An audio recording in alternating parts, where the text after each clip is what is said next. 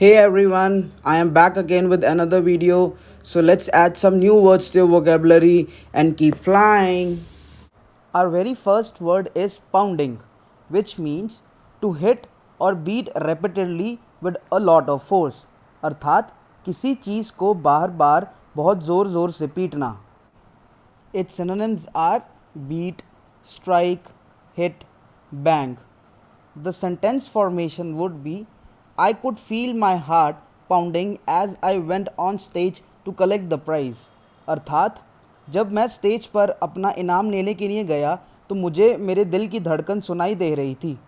अर्थात मैं इतना घबराया हुआ था कि मेरा दिल इतनी ज़ोर ज़ोर से धक धक कर रहा था कि मुझे उसकी धड़कन सुनाई दे रही थी. The second sentence a pounding headache means बहुत ज़्यादा सिर में दर्द होना. अ पाउंडिंग हेडेक, जैसे आपने कभी सुना होगा कोई बोलता है कि मेरे सिर में बहुत दर्द हो रहा है, ऐसे लग रहा है कोई मेरे सिर पे हथौड़े मार रहा है, तो उसका मतलब होता है a pounding headache. The third sentence is he pounded on the door demanding to be let in. वो बार बार दरवाजे को ज़ोर ज़ोर से पीट रहा था क्योंकि उसे अंदर आना था. Our next word is travesty. Travesty means a falsehood, absurd or distorted representation of something. Its synonyms are misrepresentation, spam, mockery, distorted. Going by the literal sense, if you are describing something as travesty of another thing, it means it is very bad representation of that other thing. The sentence formation could be if he could not prepare his case properly, the trial would be a travesty. अर्थात अगर किसी case में किसी party ने अपना पक्ष ढंग से तैयार ना किया हो तो ट्रायल कराने का कोई फ़ायदा नहीं. क्यों? क्योंकि वो एक तरह का मॉकरी ऑफ ट्रायल होगा. मतलब ट्रायल की वो एक बेइज्जती होगी क्योंकि आप अपना पक्ष ही ढंग से तैयार नहीं करके आए. The second sentence is it was travesty of justice to remove them from their house. अर्थात उनको उनके घर से निकालना it was a travesty of justice, क्योंकि किसी को अपने घर से निकालना भी एक तरह का अन्याय ही है और वो जस्टिस नहीं होगा, वो एक तरह का अन्याय था. The third sentence is this decision to fine him was totally travesty of what he deserves. अर्थात उसको सिर्फ फाइन लगा के छोड़ देना काफ़ी नहीं था क्योंकि जो उसने गुनाह किया था वो इससे ज़्यादा सज़ा के लायक था. The fourth sentence is it would be travesty and tragedy that so many people will be denied the right to vote. अर्थात अगर हम लोगों से उनके मतदान का हक छीन लेंगे तो ये उनके हक का खुला मजाक उड़ाना होगा. Next word is cornerstone. Cornerstone meaning an important quality or feature upon which a particular thing is based. Its synonyms are foundation, base, core, crux. In basic language, it would also mean the integral part of something without which it cannot exist. The sentence formation would be the very first sentence. In most countries, the family unit is still the cornerstone of the society.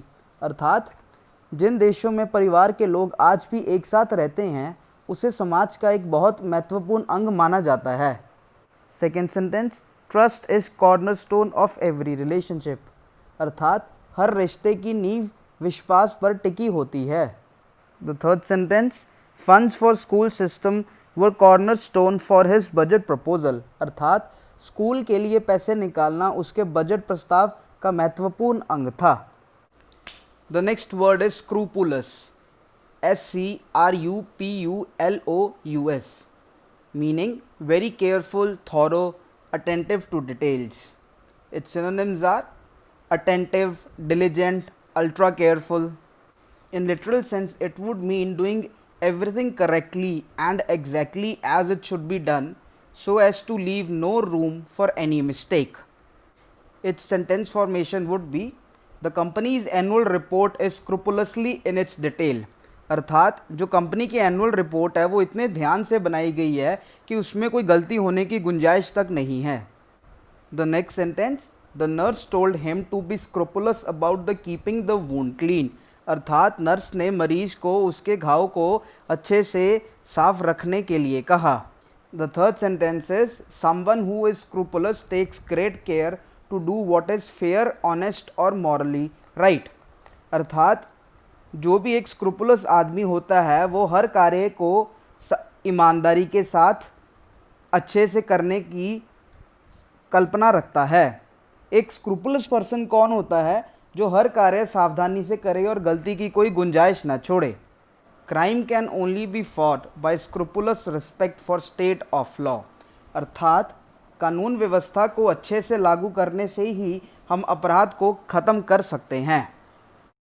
The next word is mired, MIRED, which means cause to become stuck in mud or involve something or someone in a difficult situation।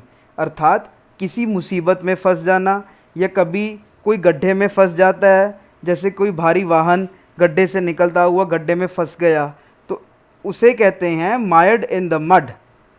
Like our very first sentence, sometimes a heavy truck is mired in mud. अर्थात कभी कभी कोई भारी वाहन मिट्टी में से निकलते हुए कहीं गड्ढे में फंस जाता है तो उसे इस प्रकार बोला जाता है, sometimes a heavy truck is mired down. The second sentence is the economy is mired in its longest recession. अर्थात जो इकोनॉमी है वो रिसेशन के गड्ढे में फंसी हुई है। The third sentence, she got mired in the mud and could not get out. अर्थात वो गड्ढे में गिर गई और बाहर निकल ना पाई। That's all for now. Do subscribe, comment, share and like your own channel The English Wings and keep flying. Thank you.